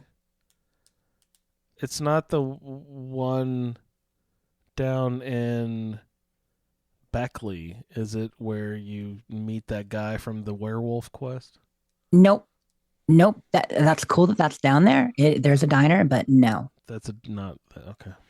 Mm-hmm. Are you thinking of Sal's? Like Sal's sandwiches Sal's or whatever? Grinders, Yep. Right, yeah. My bad. Nope, not that. Okay. Oh, Sullivan raises his hand excitedly. Let's see if Sullivan can answer. Okay, Sullivan, you have the count of 5. 1, Jeez, Sullivan. 2, 3, 4. 4.5. Yes, Watauga Shopping Center. There is one on the far east side of Watauga. There's this cool Drumlin Diner. It's still actually in really good shape, and it's pretty large, right on the edge of Watauga. I only know about it because I had a friend build a big camp there in Custom. Well, I mean, I know about it because I've been there a bunch, but yeah, a friend built a camp there in Custom. It was really cool. Man, Sullivan, good job tonight on the games, bud. Yeah, he's kicking butt. Congratulations. Scream at your Fallout food. I think Sullivan wins. That was fun. They're actually rated great, right? You both did. I like that. That was fun. What time is it? Game time! Woo! Thanks for playing. What do we got for Iguana Bits tonight? Well, first one is something you put that I think you wanted to give a PSA about, so I'll let you start. Oh, right. I actually was going to ask you for more information about this, but I got some sort of notification that Xbox will now start deleting pictures that are stored in the cloud. Probably they wouldn't take the ones off your hard drive on your your desktop of your Xbox, right? It's just one stored in the cloud, I would imagine. After 90 days, so clean out your, if you want to save them somewhere, get them swapped over to a stick, or download them to your phone or whatever. Yep. So your Xbox game DVR and your Xbox pictures, that if you have them auto upload to the Xbox network and to be able to share on your feed and share from there and stuff, that cloud storage, they will now be gone after 90 days if you don't do anything with them. Now, if you upload them to your OneDrive, that's fine. That's your OneDrive. They're not going to touch that. If they're on your hard drive, no, they're not going to touch that. That's totally fine. Right. Yeah. Whether you use internal or external or any of that. But yeah, the auto upload of stuff to the Xbox game DVR, the Xbox network, there's going to be a 90-day expiration limit on stuff from now on. So I think just, it makes sense. They've been maintaining that for 15, 18 years now. And there's some people who have probably never cleaned it out till they hit max storage. Yeah. And especially with the Xbox One, they set up a lot of games that automatically took pictures when you got achievements and uploaded. So even if you never really used it, your system was uploading them for you if you ever wanted to share them. Just in case. Yeah, exactly. It's funny. I went back and cleaned out some old ones the other day because I've hit max storage a few times, of course. I stopped doing auto upload. It was about a year and a half ago. Do you remember, guys, when I got my 1-day surprise suspension or 2-day surprise suspension? I vaguely remember that. What was that for? What'd you do? An auto upload of a picture. So I had, when I take a lot of my photos, which I take tons, of course, I had them before they go to the Xbox network, then I could share from there.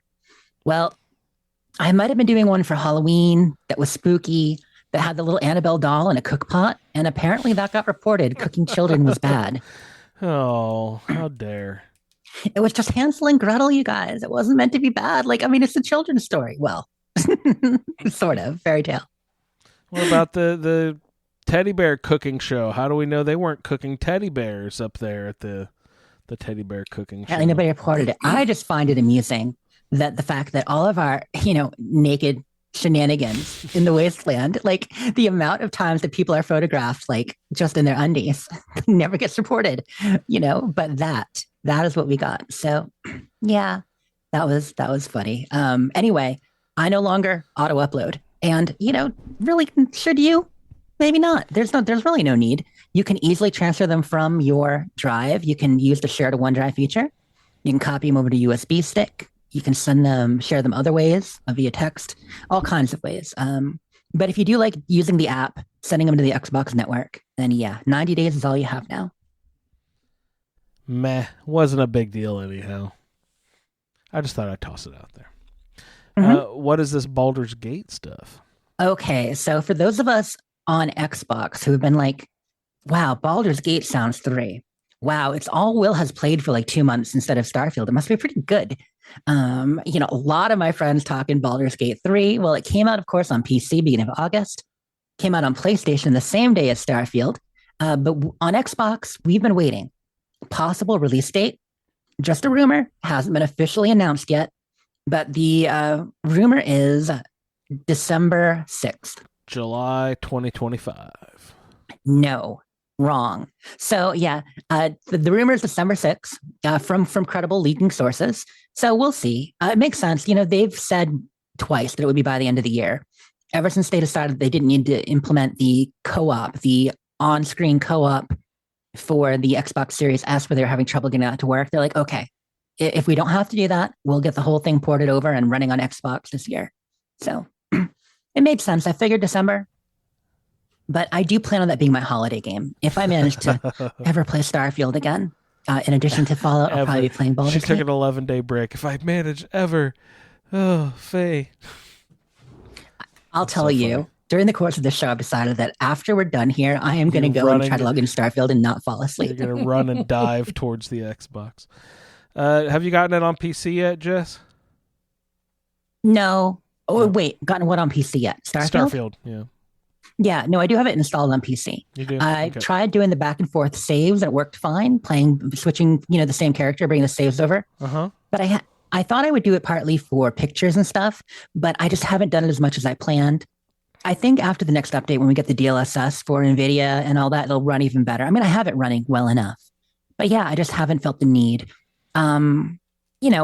I would use mods or whatever on PC, but that would hurt my Xbox playthrough for achievement. Yeah.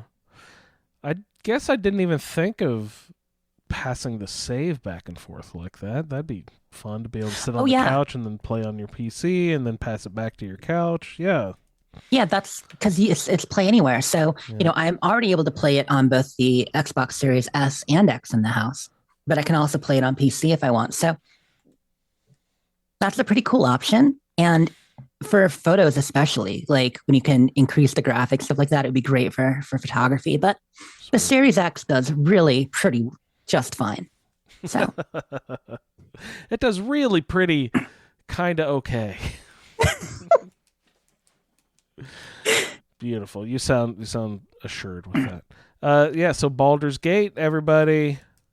December Christmas game. I wanted to mention that. Yeah, just, for once again, for people waiting, completely not Fallout related, but put in the iguana bit. So also in the world of sad news, and I know pretty much every Fallout fan out there has heard, especially if you listen to shows or pay attention to the news, but Matthew Perry did pass away last weekend. Matthew Perry, obviously the actor from many shows, especially known for Friends, but also for Fallout fans, Benny in New Vegas. Studio 60 on the Sunset Strip or something, whatever that was maybe his greatest role. I really enjoyed him in that. I enjoyed that, yeah. He will be missed. Yep. And since people are, sending condolences and RIP for Matthew Perry, I wanted to mark down Richard Mole too. Richard Mole, people know him as Bull in Night Court and a character actor and all kinds of things. Yeah. I knew the name was familiar. Sorry, Andrew, I missed that. I said, I knew the name sounded familiar, but I was having trouble placing it, and you said Bull on Night Court, right? Yep. And he was a Brotherhood initiate in Fallout 1. So when you first... That's great. Yeah, when you first get to the Brotherhood of Steel in Fallout 1 that we played, and you're stopped out front by Cabot there with, the big bulbous nose guy, and he's telling you that you can't go in and you've got to do these mission stuff to get through. That was Richard Mole. So he passed away too. That's really cool. That he was in Fallout, not that he died. Right. Right. So I just figured I'd shout it all out. I want to also mention, so we're looking at upcoming events for the 5th anniversary. There is going to be a developer Q&A. This is going to be a fun one. So developer Q&A, I believe, is next week. Actually, is it Thursday. Did I miss it? No, I think it's. Hold on. Did I miss the Q&A? It was last Thursday, Jess. There's no way. Yeah. Okay. I might have missed the developer Q&A. I'm gonna have to go look that up. I had it in my notes. Did I mention Whoops. that I was really busy editing this week? Like seriously, head down. That's But yes, hilarious. there was going to be a Q&A with some people we haven't heard from before. So that's what I was excited about. There were 3 developers: Aaron Bauer, who's an environmental artist; Jay Espinoza, who's a systems designer; and Stephanie Zacharidis, who's a quest designer. They're all on 76. You're going to jump in and answer questions about Fallout 76 and all that. So I will review that if it happened this past Thursday instead of this coming Thursday. That's hilarious. And next week at Iguana Bits, I'll have some of my favorite answers. Let's see. I also want to mention before time runs out, like it might have on that last topic, there is currently a Fallout First limited trial. Anybody playing Fallout 76 can have Fallout First for free until the 7th. Yeah, I was like, oh, I don't want to click on this just in case it messes stuff up at the end of the time and takes away my first. Like, I could just see there being some fucking stupid bug that, oh, if you already have first, but you click on this first, it accidentally freezes your other first after the expiration of the trial. So I was like not going to click on it, but then I realized if the menu is sitting there and there's some free tag on there, I can't not click on it. Like I had it's like getting rid of the notifications on my phone, you know. Sometimes you just open something up and then close it immediately, not even actually reading what it's, just so you can clear the notification. It's like get rid of that free word. Is in chat confirming it did already happen. So I'm sure he appreciates this chance to correct me. I'm glad, Solir. I'm glad it already happened. Enjoy the opportunity. But that's awesome. I can't wait to go back and read. I was actually really excited about that. But what is this Tesla ARCs? Do I get free Tesla ARCs or something? Oh, don't even get me started. I know I wrote it down, but so changes to the game. You know, they're always tweaking this and that, sometimes for the good, sometimes for the bad. And, you know, yes, I love the balancing. I love new legendary effects. And, you know, there are so many cool things that they add in balancing. But in the world of camp item balancing, so y'all remember how they limited the number of punnies we could have a while back and the number of flamethrowers?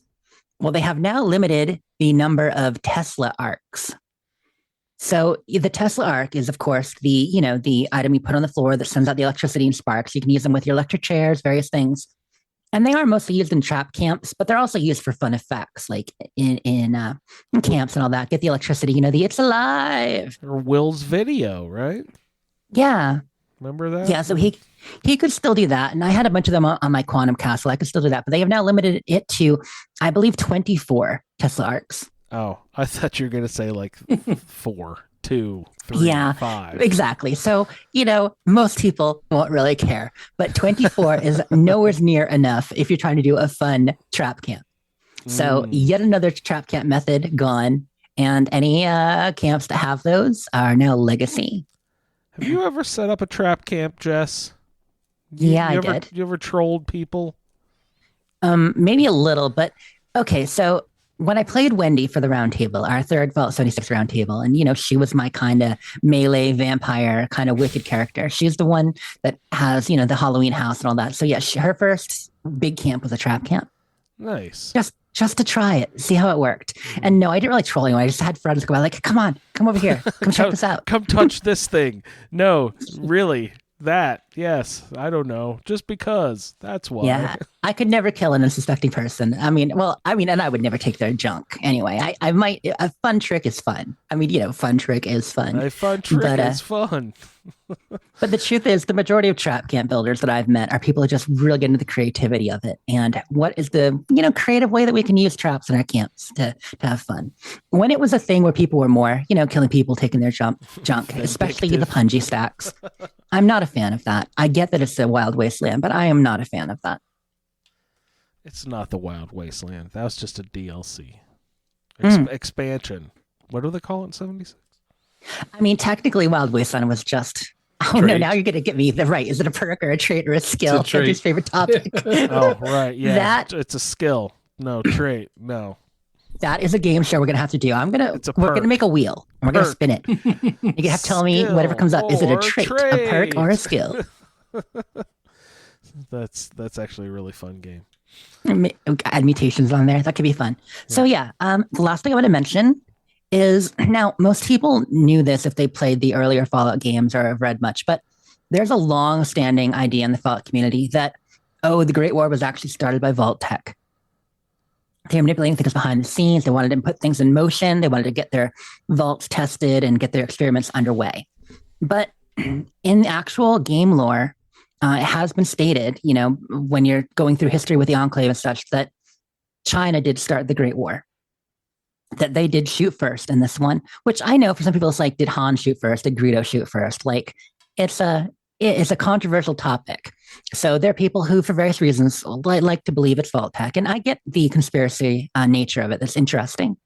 But this past week ago, I think, for the bombs drop day, YouTuber TKS Mantis did an interview with Tim Kaine. And during the interview, it was mentioned and made the rounds on news that Tim Kaine stated unequivocally that, when designing Fallout lore and working all that China started the Great War.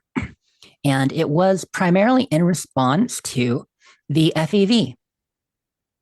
So in the universal Fallout, biological weapons, they were outlawed by international treaties. Okay, they were kind of one of the things like you cannot use biological weapons. And that included things like FEV, the forced evolutionary virus we know about. And when the US, didn't stop doing that experimentation and there was evidence that they were still using it in retaliation, that's why China started the war. Because it's the only way they could counter it in time, they thought. I never really put the two and two together, but I guess super mutants are really just sort of like the same storyline as Steve Rogers from the Captain America thing. It's like just a super soldier serum, right? The FEV Captain stuff. America gone wrong. Yeah. Yeah. And they used it on a number of different things too, of course. Like, how they used it with other creatures as well. But yeah, that's ultimately, it was kind of like a Captain America program. Was Harold FEV related?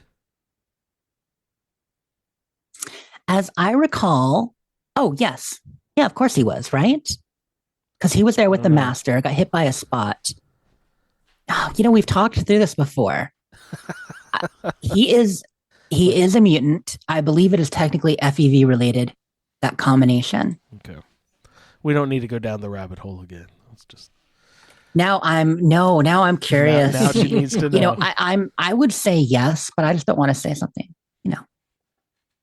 it's wrong there. Anyway, we'll have to look it up. But yeah, I'm pretty sure it was FEV related after the accident and he was discovered outside. What happened there? There are a lot of creatures that we blame on FEV though, that were more radiation based for their changes, So I think that's interesting that, people like to see, Indie Vegas, of course, has a lot of creatures that are radiation and not FEV based. Yeah. Would you say more are FEV or more are percentage wise in the game? I would say as the lore has gone on, that more and more have kind of got the little bit of a taint of FEV involved in their evolution and where they came from. But I still think probably more just supposedly radiation and environmental factors. Yeah, I think that's a safe assumption. Yeah, he was exposed to FEV. Mm-hmm. Yeah, because he was in there with the Master, right? And they're the only two that kind of survived that. I mean, well, if you can call what Richard Gray did surviving, but thriving is what I call it. Right, survive and thrive. So that is it for my iguana bits. Just looking ahead on the calendar real quick, what's going on? Why, it is a gold rush and double mutation weekend. Enjoy that. I will not be. But the birthday challenge event does start next Tuesday. So the birthday challenge we talked about a little bit. You're going to get a birthday suit to wear, what you might say, but I don't wear anything for my birthday suit. No, there's actually going to be a birthday suit you wear. And there'll be some challenges to do. So looking forward to that. Interesting. What brought this up? Is it the birthday of Fallout or something? Yeah, the fifth birthday on the 14th. The anniversary is Well, they November kind 14th? of right. So yeah, we're talking about for Fallout 76. So the Oh, fifth anniversary would okay. also be its birthday. I thought you were talking about the Fallout period, but that was a couple weeks ago, right? Right. Yeah. Okay. Yep. Yeah. I mean, each game has their 76. own launch. So absolutely. Yes. I get it now. So it has. Wow, it's been 5 years already since we've been playing this game. That's crazy. I know, right? And I was thinking it was only 5 years. Yeah, Ray's like, I haven't played in 3 years. How long have I been score tired for, really? It's like, But yeah, for anyone interested too, there is a double XP event coming up. I don't know when that's going to be though. It's not on the. Okay, right. So it was on the community calendar, but they did add it to the Inside the Vault. Double XP is coming up the 9th through 15th. So not only can you be doing birthday challenge stuff, but you can get double XP while doing it. double XP in your birthday suit. Sounds like a good time. All right. What else we got for this evening? Looks like we got some shouts here. People getting Starborn up in this joint. Who we got, Jess? So we got a couple of new Star Lords happening. I mentioned last week that Frank was close. Frank did confirm after the show he is indeed Starborn. Starbation. Congrats. Stop trying to make Starbation happen, Andrew. Quit making fetch. And also, Leon is now a Star Lord. There's a Starboard waiting in the sky. Starborn Leon at a boy. On. Lee hasn't hit Starbation yet, I don't think. Has he? I was saying Leon. That was Dan Yeah. singing. Oh, my. Sorry. I was getting silly over here. Right. So we got any scorecations? Oh, she said Mo is sad. No scorecations. Too bad, Mo. No shouts this week. But we're piling them up on the Starborn, you guys. Lots of people rounding that third base heading towards home. Sounds like. Yeah, a lot of multiple. Green Dragon, Jason mentioning he's on his 9th time now. New game +9. I think he was 6 last week. +9? 3 more times in a week? Good You know, night, it only takes son. a couple hours after you go through. That's what you What's said. I don't know if I believe you or not. I might try it just to see. I don't believe me. I mean, if it's me, it's another 100 or 2 at least. Yeah, like Ray would just head off in some crazy direction over there and build 12 more characters for it. Yeah. All right. Do you guys have anything else we need to chat about this evening? Alistair wants to let you know that he is a Star Pugs and he deserves the song. Star Pug. He's a star pug waiting in the sky. He's a star pug, everybody. Did you enjoy that pup? He said, "It's time, Mama. It's time." He was getting so mouthy, I had to pick him up. Yeah. It's time, Mama. All right. Then on that note, I will say, everybody, please tune in to a Skyrim Addict podcast and his No Man's Sky podcast. I just blanked on the name all of a sudden, Ray. The Butcher Baker Candlemaker in Space, and at Ray LB on the Twitter. Ray, thanks so much for hopping on tonight.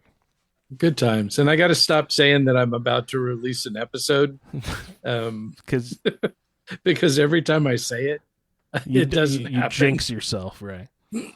So an episode just launched today, Yay. even though last week I said it was going to release on Saturday. So can I expect close. next week's episode tomorrow then? No. No. Darn. Okay. Everybody check him out at those places. Ray, thanks so much. Good times. Jess can be found at Sleep is for Tea, also at Dames Who Game. Jess, thanks so much for hopping on tonight. Thank you. Have a great night. I can be found at Indie Android. The show is at the Fallout Feed. I'd like to thank everyone for downloading this edition of the Fallout Feed, and we will see you in the Wasteland. Thank you for downloading this episode of the Fallout Feed Roundtable. If you are interested in doing a play-along character with us, the show can be contacted by emailing falloutroundtable@gmail.com. For the Roundtable schedule, our Amazon link, and all other show information, please head on over to asapodcasting.com, where you will find the Fallout Feed, the Skyrimatic Podcast, our YouTube channel, the Chatterbox, as well as other content. Once again, thank you for downloading, and we'll see you in the Wasteland.